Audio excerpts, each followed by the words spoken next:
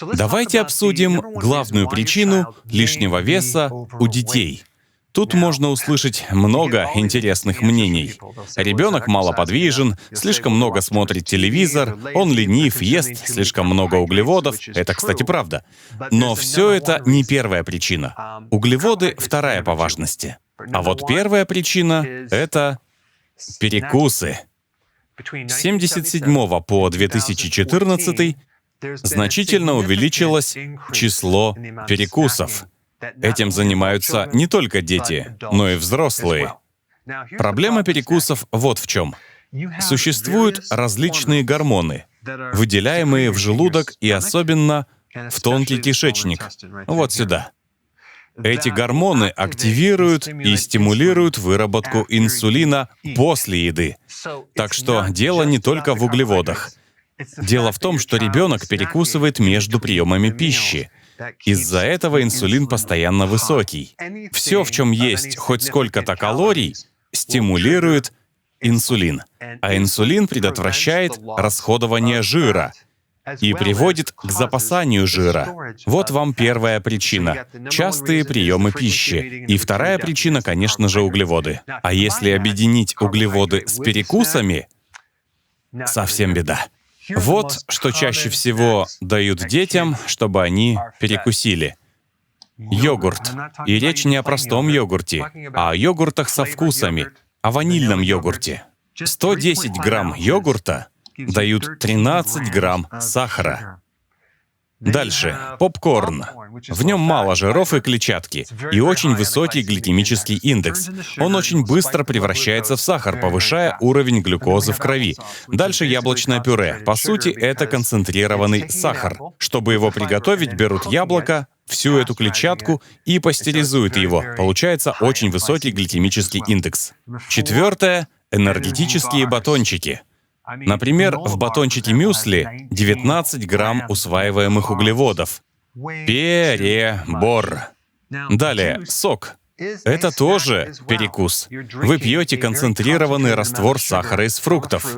Витаминов вы при этом не получаете, ведь сок пастеризуют. Так что сок между приемами пищи — это тоже перекус.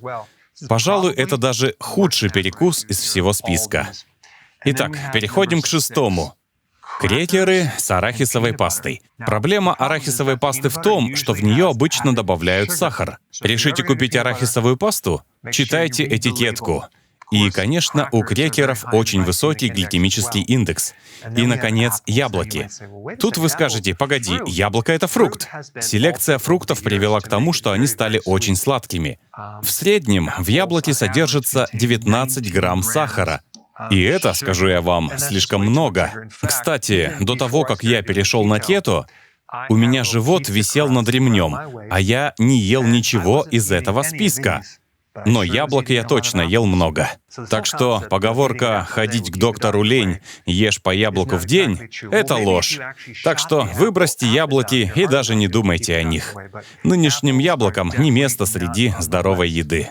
Если хотите перевести детей на здоровое питание, первым делом пройдитесь по буфету и по холодильнику и избавьтесь от всей высокоуглеводной еды, которой можно перекусывать.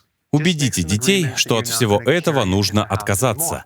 Можно отказываться от такой еды постепенно, заменяя ее сельдереем и арахисовой пастой без сахара. Огурец с хумусом — еще одна альтернатива. А еще авокадо и сальса. Этим можно перекусывать в процессе перехода. Или даже яйцо. Но в идеале не нужно устраивать детям перекусов вообще. Пусть едят трижды в день. И на этом все. И пища должна быть богата нутриентами. Пусть дети получают достаточно калорий и здоровых жиров. Поймите, что перекусы детям не нужны. Они не умрут с голоду. Если откажетесь от углеводов и перекусов, вы заметите, что дети станут более внимательными. Их настроение будет гораздо лучше. И в школе у них дела пойдут в гору. А все потому, что мозги у них будут работать на кетонах, а не на глюкозе. Снизится не только уровень инсулина, но уже не будет грозить преддиабет. Уйдет много лишних килограммов. Так что откажитесь от перекусов и углеводов. Если кето для вас в новинку и вам хочется узнать больше, посмотрите вот это.